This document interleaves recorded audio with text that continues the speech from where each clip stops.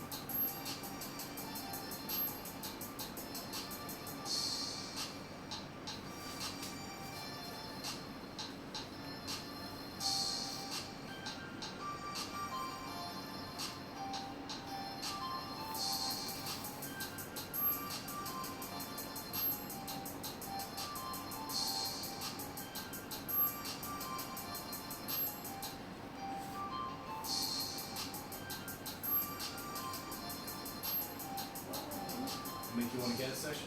Yes. There's no verbiage. There's no language. It was just a quick minute video, like, That's great, right? You change the packaging, you change the marketing. That's what that other website was doing as well. They've changed the packaging, they've changed the marketing. They're targeting like a different audience. It does say massage customers at the end. They're massage therapists. Right.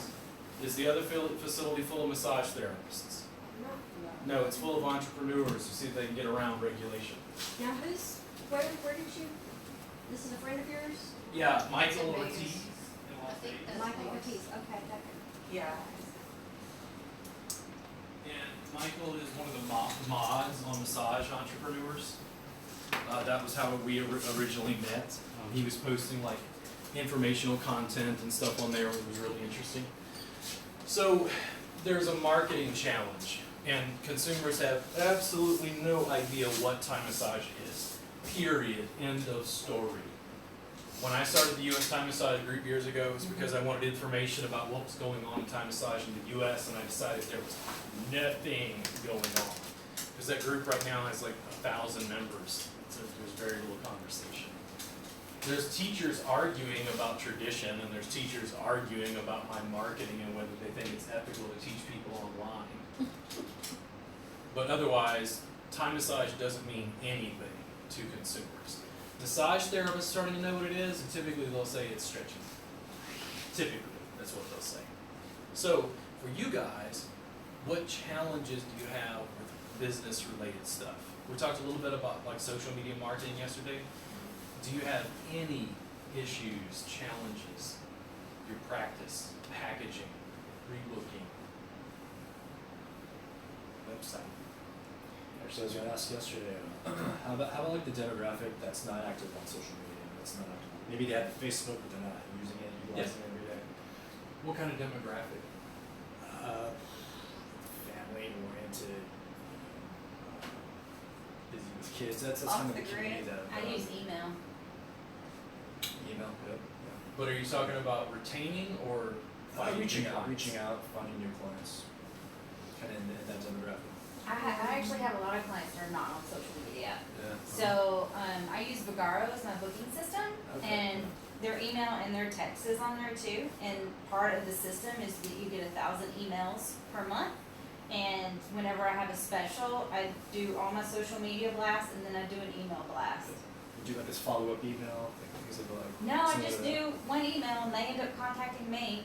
And I'm like, oh, did you see my Facebook post? And they're like, no, I got your email. I'm not on Facebook. So email is still a What valid. do you provide in the emails when they go out? What's in it? It's usually my Instagram posts. So I have Canva. That's where I do all my pictures and stuff. So there are pictures? Yes. Okay.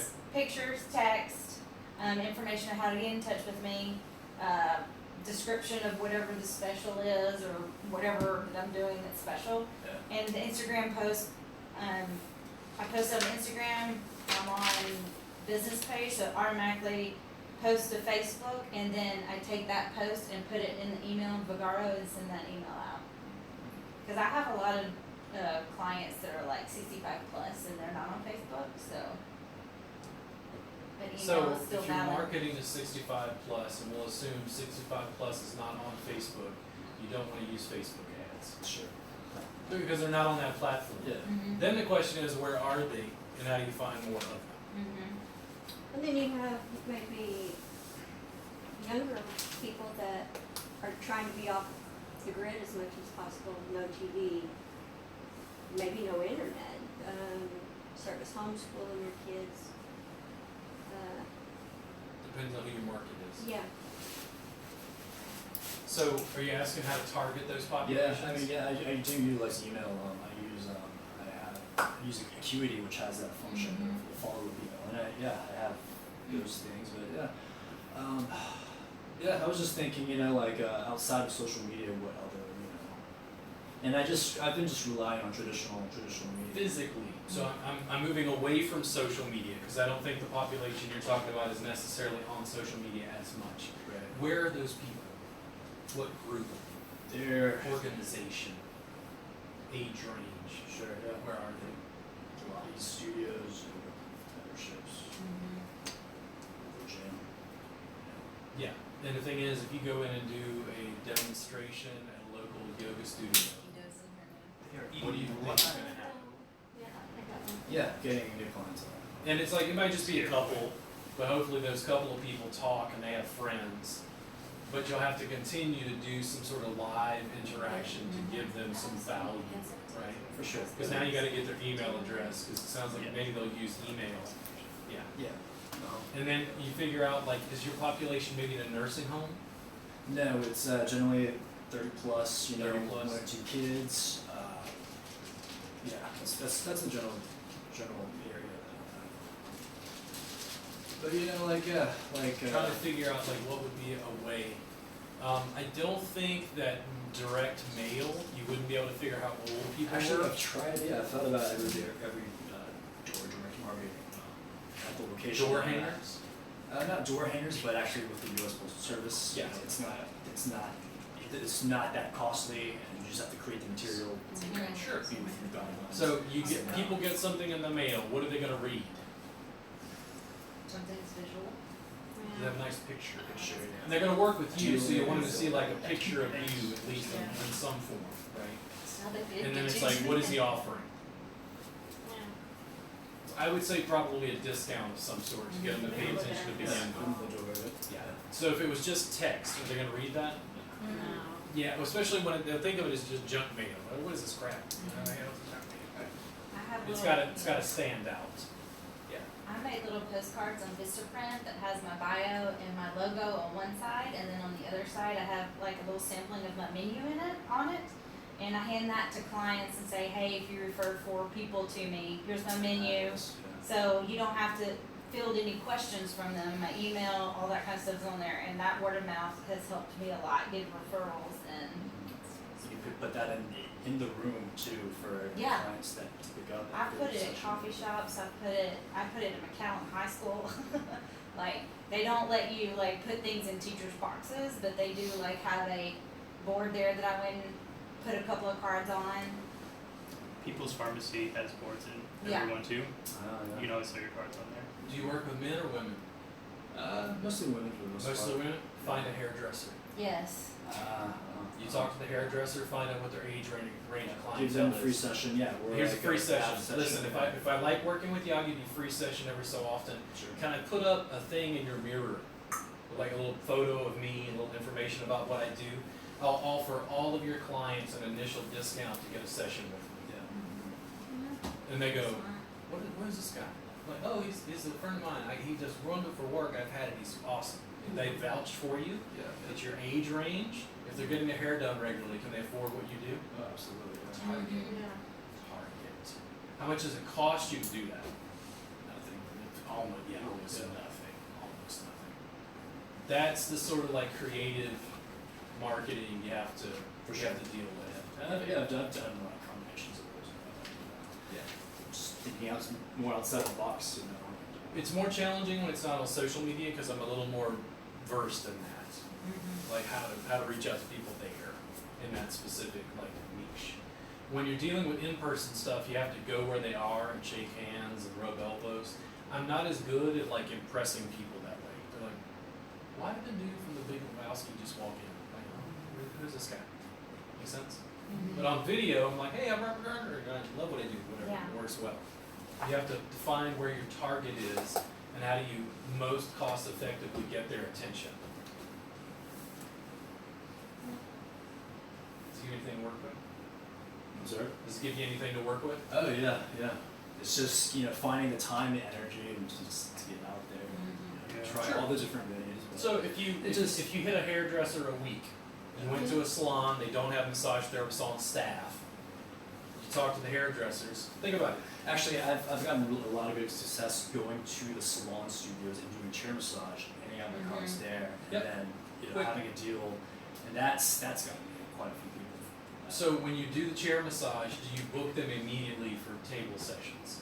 Yeah, if you I would want to encourage sell you, it, if yeah. you're not focusing on that, it's not about making money off the chair massage.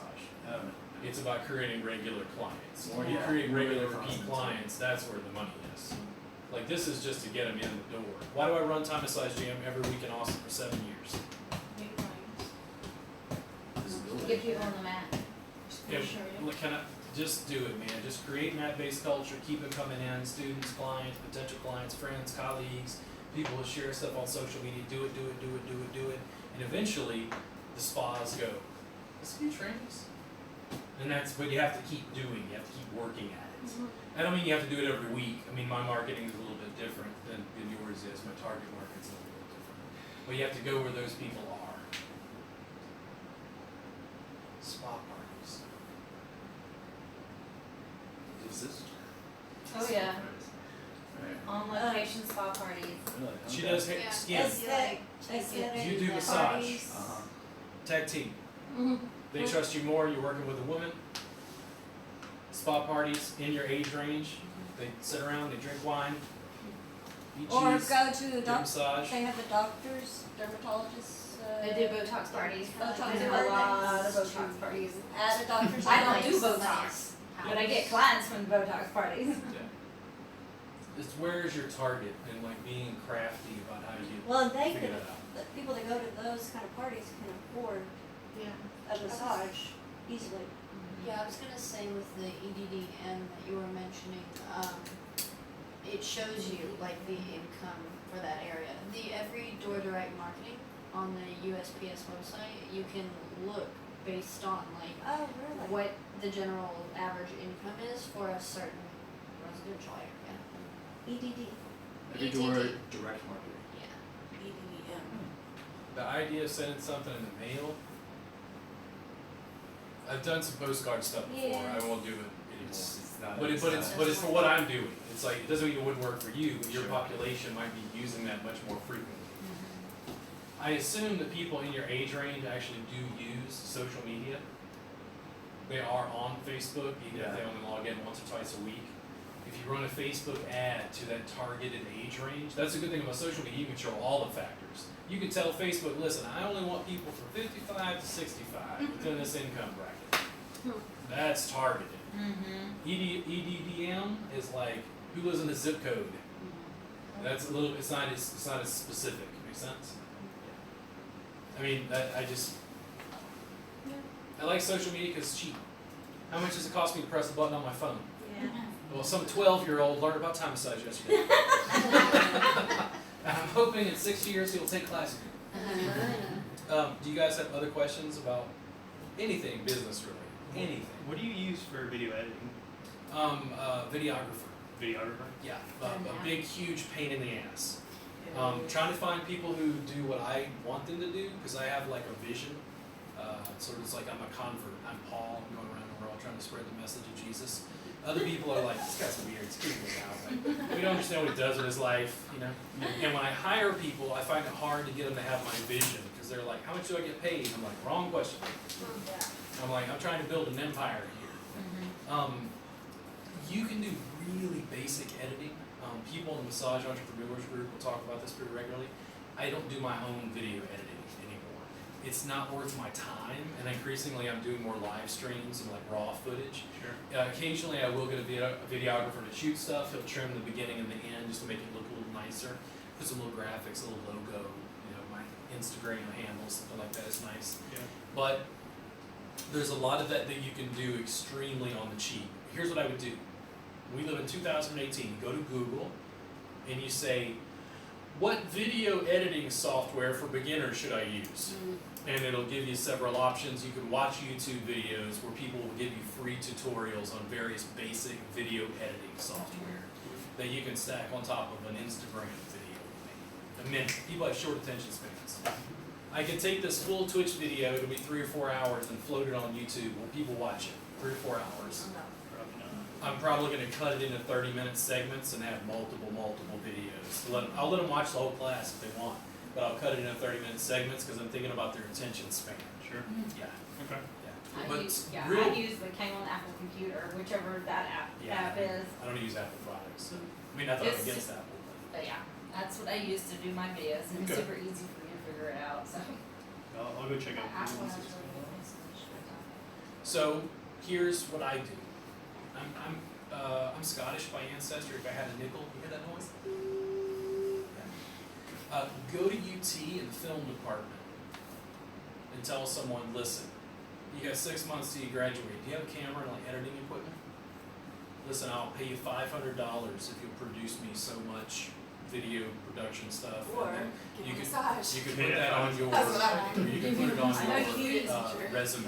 It's a good idea. Because they're not finished school yet, right? Yeah. They'll probably be over the moon that they'd make any money, Yeah, and you can get more for your dollar. They've already got the equipment.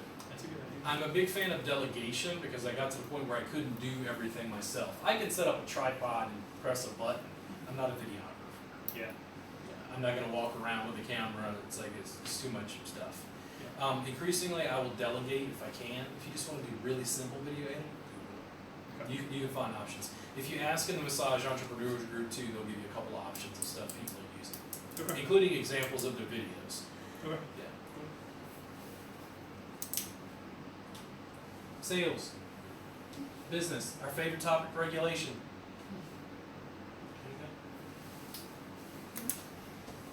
How do you We feel started about with discounting versus adding something as a service, adding value.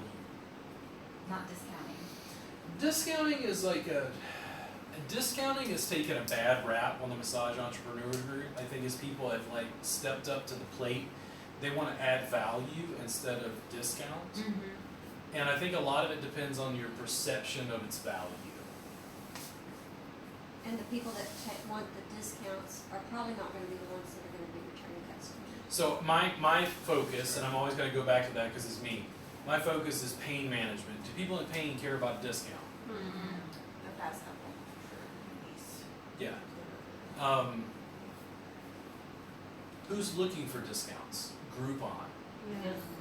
Yeah. I know what she doesn't want to work at Groupon. Why do you not want to work at Groupon? First of all, they take 50%. Second of all, the type of people that do Groupon are Groupon people. They're Looking for a especially in discount. in the skincare part of it. It is a no. Everybody loses money every single time. Yeah. I don't know one esthetician that has made money and gotten clients So, off of Groupon. The way that you make money with Groupon, I've never done it. The way I understand it is this. You have to have a very structured package. You Mhm. really have to think it out. When they come in the first time, you rebook them. If you don't rebook them, you're going to You're done. bite it. Mhm. If you rebook them and create a regular client like you did from the chair massage, that's where you start to win. Make sense? What I did was, I was like, okay, do I make enough money to be able to do what I think I should do? Yes. What I did is I kind of raised the bar and said, I'll work on the people who can get over the bar. It's 3 hours. It's $240. What the hell is this guy doing? You know, which was a good question, because when I ask a question, I can go, some of the best body work on earth. God damn. This guy, Jesus. Now, the people who made it over pay and they feel like it's worth it. I forget his name. There's a guy who did a marketing video a while back. Derek Halpern, that's his name. Derek Halpern had a video and he talked about going to see if somebody did his hair. I don't think he called him a barber. I think he called him a hairstylist. And the guy used a gold comb. And he paid like $150 for a haircut. And then he went home with like all this product and all this stuff that was rolled in. He totally felt like it was worth it. The guy told him how he should part his hair just a certain way because it shaped his face and did this. Hairstylist. How much does a barber charge? You see what I mean? It's packaging. And it has a lot to do with who you work with. It doesn't mean, and I hear this from a lot of therapists, we want to help people. So the notion is we want a discount because we want to help people. You know, it's like I help people plenty. There's a man called Time Massage Jam, costs $5. Like I got bills to pay. I gotta target people who can afford what I do so I can keep growing, building my practice. You know, him figuring out his target market and how to focus on them, you're gonna make more money when you focus on the business. You know how to do the art. You can come take classes in the year, learn some other stuff, study with other teachers. You know enough about massage and body works to be able to do the art. Massage therapists are losing because they're not working on the business. They don't like discussing the business. They don't like discussing marketing because that's evil, once-ler shit. Once-ler, cut down all the truffula trees. That's how they look at it. It's like, no, small C capitalism is not big C capitalism. It's not the same thing. So if we were going to value add instead of discounting, I'm not knocking discounting, but if we were going to value add, how do we value add? And this will lead right into something. Add services that are not that much of a cost to you. Add on this Add stuff if Add you're looking for you know, anyways. extra 30 minutes of foot massage. Add on a foot scrub. Add on things Value that add. value. This week only, we're adding a foot scrub to our standard hour massage or 90-minute massage. Now, how do they feel when they're like, ooh, I want a foot scrub? It's free. How much time does the foot scrub? I don't know. I don't do the like 15 minutes. Sure. Just this week.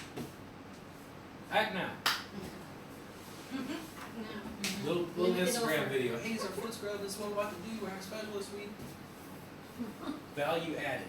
Now, and this leads in perfectly, I made you guys curry. How do you feel about me making you food?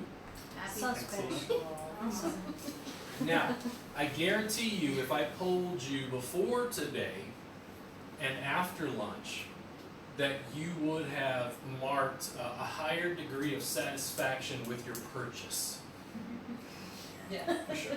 Because I fed you curry. She's laughing. Now, drum roll. How much money did I spend making that curry? $50. $40. A random number. It was $40 to feed everybody in the room. And your perception of its value did what? I know it did. I ain't lying. In Louisiana, there's a thing called lagniappe. You know what lagniappe is? Lagniappe is a Cajun word. It means a little something extra. I didn't have to make you lunch. But when I make you lunch, guess what? Eric Dalton doesn't make you lunch. And I'll tease Eric forever. I don't care. He go live in Costa Rica. He don't care what I think. When I give you something extra as a bonus, it's always like, oh wow, man, foot scrub, wow, lagniappe. It's actually nice.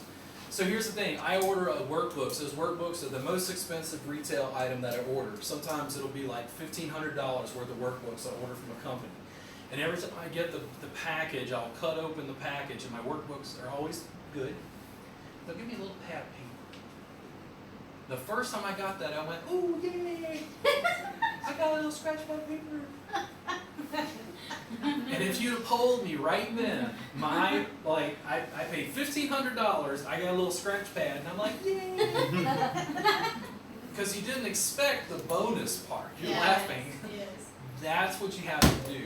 That's very common in retail. I ordered tea from Adagio. I've ordered tea from Adagio repeatedly. Probably, at this point, maybe $500 worth of tea in the past couple of years. because they have a good selection. I can order it online. I can pick it out. You know, whatever. This last time they sent me a little plastic cup with a screw top lid instead of Dodgeo, and I was like, oh yeah. It's just a plastic cup, but it's the value added, Yeah. right? I think value added is awesome. I don't want you to denigrate discounts. I just think you have to think about how you're packaging it, why you're doing it that way. Here's what some people will do. Do you sell packages? Yes.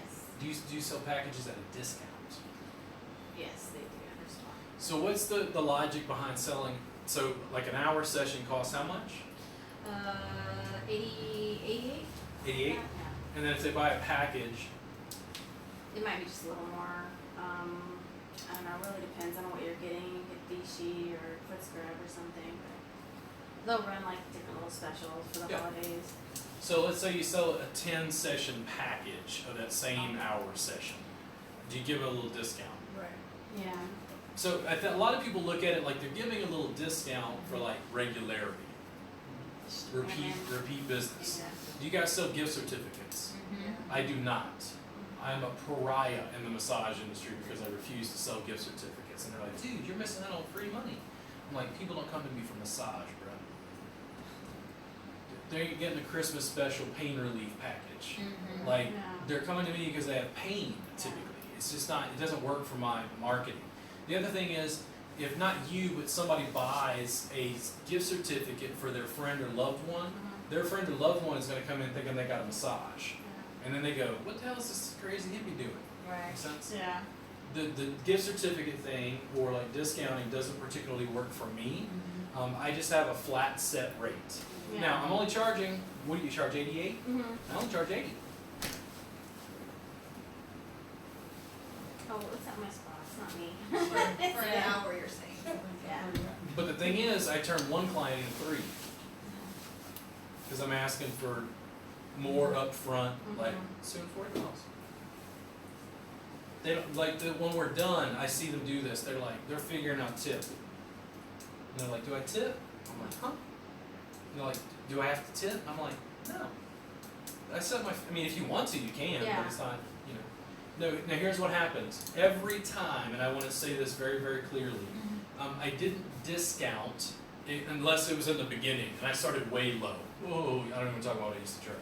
So over time, as things grew, I remember the first time I raised my rates, and I think I raised my rates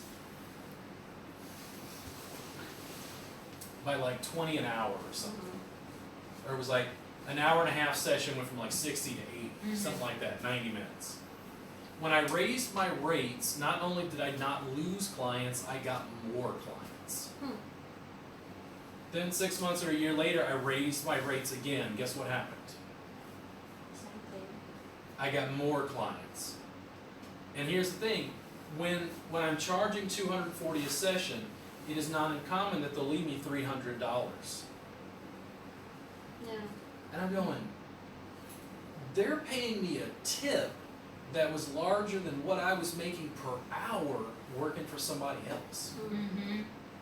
Because it's like eating at a steak restaurant. Like when you pay $300 for the meal, you know that the tip is going to be larger because it's a percentage.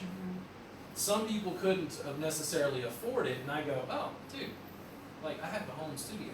Like it's fine, you pay my mortgage. Like, and I'm very clear with them about that. I appreciate your time. Thank you for paying my bills.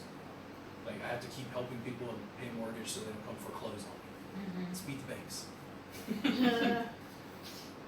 From that perspective, what I want you to understand is it's counterintuitive. If you raise your rates, people think you're worth more. It's like I was trying to give away puppies, and I took them to the shelter because I couldn't give them away. They said, go back to Facebook and put $25 or $30, and I did, and they went like that. And they bought. If they think, Instead if of people moving think it. they're worth something more than free, Yeah. they'll take them.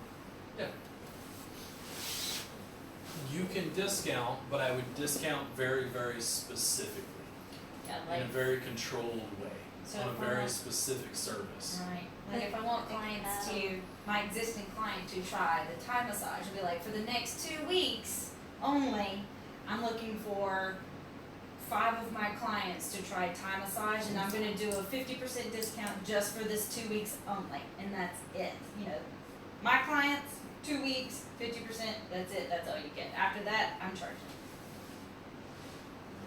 But very specific, Mhm. and why do you wanna do that? Why do I wanna do that? A, I want the practice. Yeah. B, I want them to see what I'm doing. I'm gonna, you know, possibly, oh, and you have to be able to let me record the session so I can put it on my social media, you know, just to get the word out. And get your clients used to it. Yeah. But what she's doing is she's trading value. Mm-hmm. She's saying, I'll give you a financial incentive if you give me better feedback. You're one of my regular clients, thank you, I appreciate you. And can I film a piece of the session for my marketing? She's trading. She's trading on value. Mm-hmm. Make sense? Yeah. I don't think discounts are bad. What I think is happening is this. Massage therapists are selling massage, and massage is a commodity. A hamburger is a commodity. Massage therapists, so we use hamburgers as the analogy, massage therapists are going out trying to sell a hamburger more cheaply than McDonald's. Mm-hmm. And they're trying to compete on price. And why is that a failure? Because you can't be McDonald's. In Walmart, in Walmart's headquarters, they have a huge banner that says you can't out Amazon Amazon. Because Walmart figured out, fuck, Amazon like saw something we didn't about the online marketplace and retail sales. We're gonna fail if we try to out Amazon Amazon. Mm-hmm. We have to find our own niche and mine that out and keep, growing.